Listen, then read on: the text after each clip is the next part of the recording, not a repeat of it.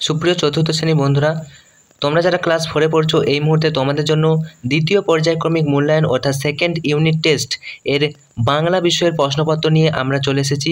Onscreen তোমরা দেখতে পাচ্ছ তোমাদের 20 নম্বরের পরীক্ষা হবে এবং 40 মিনিট তোমাদের টাইম থাকবে এবং চতুর্থ শ্রেণী দ্বিতীয় পর্যায়ক্রমিক মূল্যায়ন।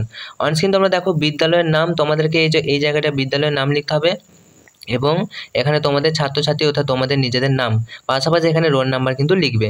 প্রথম প্রশ্ন দেখো, যেহেতু উত্তর সহ আলোচনা করছি তাই তোমাদের সময় নষ্ট হবে না, ভালো করে প্র্যাকটিস করো। এখান থেকে তোমাদের প্র্যাকটিস কিন্তু হয়ে যাবে এবং মুখস্থও হয়ে যাবে।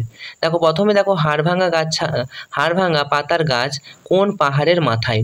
উত্তর দেখো দুটো অপশান থাকবে, তো উত্তর হবে কি শুশনি পাহাড়ের মাথায়। নেক্সট প্রশ্ন দেখো, দিনের বেলায় পাঠশালার সবচেয়ে দুরন্ত ছেলে কে? দিনের বেলায় পাঠশালার সবচেয়ে দুরন্ত ছেলে হচ্ছে শম্ভু। তোমরা কতগুলো পারছো তো কমেন্ট করে জানাবে। দেখো, মাঠ ভরা ধান আর জল ভরা দিঘি, ড্যাশের কিরণ লেগে করে ঝিকিমিকি, তো কি হবে? চাঁদের কিরণ লেগে করে ঝিকিমিকি। নেক্সট ক্ষয়ের দাগ প্রশ্ন দেখো, ড্যাশের ধারে শম্ভুর দাদুর ঘর, কোথাকার ধারে? পাহাড়ের, বনের নাকি মাঠের? উত্তর হবে বনের, বনের ধারে শম্ভুর দাদুর ঘর। নেক্সট, শম্ভুর বয়স কত? দেখো শম্ভুর বয়স হবে 12 বছর। নেক্সট দেখো, শম্ভুকে বাইরে যেতে বারণ করেছিল কে? শম্ভুকে বাইরে যেতে বারণ করেছিল বেড়াল। নেক্সট এরপর দেখো, দুয়ে দাগে শূন্যস্থান পূরণ করো যে কোনো তিনটি। স্কট কত সালে জন্মগ্রহণ করে? তো বলো, স্কট কিন্তু 1868 সালে জন্মগ্রহণ করে। নেক্সট দেখো, ছেলেবেলা থেকে স্কট কিসের কাজ শিখতে থাকেন? উত্তর হবে জাহাজের কাজ শিখতে থাকেন। নেক্সট, প্রত্যেক তাঁবুর উপর একটি করে কি গুঁজে রাখা হলো? উত্তর হবে প্রত্যেক তাঁবুর উপর একটি করে পতাকা গুঁজে রাখা হলো। নেক্সট প্রশ্ন দেখো, ক্যাপ্টেনের মৃতদেহের সঙ্গে তার কি পাওয়া যায়? ক্যাপ্টেনের মৃতদেহের সঙ্গে তার ডায়েরি কিন্তু পাওয়া যায়, এটা তোমরা পাঠ্য বইয়ে দেখবে। এরপরে চলে আসছে বিপরীতার্থ শব্দ। দেখো এখানে তোমাদের যে কোনো 4টি করতে হবে। প্রথমে গরম, গরমের বিপরীতার্থ শব্দ কী হবে? গরম হবে ঠান্ডা। দুঃখ, দুঃখ কী হবে? দুঃখ এর বিপরীতার্থ শব্দ হচ্ছে সুখ। দুরন্ত এর বিপরীতার্থ শব্দ হবে শান্ত এবং ভয় এর বিপরীতার্থ অর্থ হবে সাহস। নেক্সট দেখো, সন্ধি বিচ্ছেদ করো, যে কোনো 3টি তোমাদেরকে সন্ধি বিচ্ছেদ করতে হবে। দেশান্তর, দেশান্তর যদি সন্ধি বিচ্ছেদ করি কী হবে? দেশ যুক্ত অন্তর, দেশান্তর। তারপরে দেখো যেটা রয়েছে নিচে, সূর্যাস্ত্র, সূর্যযুক্ত অস্ত্র, এটা হচ্ছে সূর্যাস্ত্র। ওকে। নেক্সট দেখো, ব্যাকুল, ব্যাকুল কী হবে? বিযুক্ত আকুল। অপরাহ্ন, এই অপর যুক্ত অহ্ন, এটা তোমরা একটু বইয়ে দেখে নেবে। এবার দেখো, বাক্য রচনা করো, যে কোনো একটি তোমাদের বাক্য রচনা করতে হবে, দুটো দেওয়া থাকবে। ছটফট, কি বাক্য রচনা তোমরা নিজেরাই করতে পারবে। তো দেখো, রাম স্কুলে যাওয়ার জন্য ছটফট করে সকাল থেকে, তো এটা একটা যা হোক তোমরা একটা লিখবে।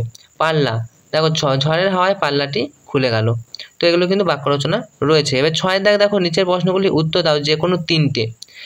বেশ কিছু প্রশ্ন রয়েছে, যেমন কবি সত্যেন্দ্রনাথ দত্ত কী নামে পরিচিত? তোমরা জানো, ছন্দের জাদুকর নামে পরিচিত কবি সত্যেন্দ্রনাথ দত্ত।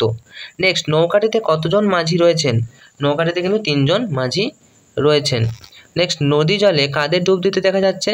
দেখো নদী জলে পানকৌড়িকে ডুব দিতে দেখা যাচ্ছে, এমনটা আমরা জেনেছি, নদী জলে পানকৌড়ি ডুব দিচ্ছিল। দেখো, মাঝিরা কেমনভাবে নৌকা বেয়ে চলেছে? মাঝিরা কিন্তু দাঁড় দিয়ে নৌকা বেয়ে চলেছে।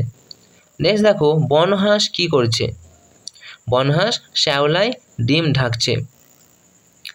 এরপর দেখো 7 দাগের প্রশ্ন, নিম্নলিখিত প্রশ্নগুলির সংক্ষিপ্ত উত্তর দাও যে কোনো একটি। ফ্যানসা ভাত কি? এটা কিন্তু অত্যন্ত গুরুত্বপূর্ণ। ফ্যানসা ভাত হলো ফ্যান সমেত ভাত, এটাকে হচ্ছে ফ্যানসা ভাত বলা হয়। দুঃখিনী মায়ের দুঃখ ঘোচাতে কবি কী করতে চান? দেখো, দুঃখিনী মায়ের দুঃখ ঘোচাতে কবি সারা জগৎ জুড়ে সুখ কুড়াতে চান। এরপরে দেখো, বেশ কিছু ছক তোমাদের আসতে পারে, অন্তমিল, এই ছকগুলো দেখে নাও। সওদাগর, দেখো সওদাগরের সাথে আমরা কোনটা করেছি? সওদাগর হবে মধুকর, অন্তমিল রয়েছে, দেখো সওদাগর মধুকর। আজ লাজ, দেখো এখানে বর্গীজ রয়েছে, এখানে বর্গীজ। আজ লাজ।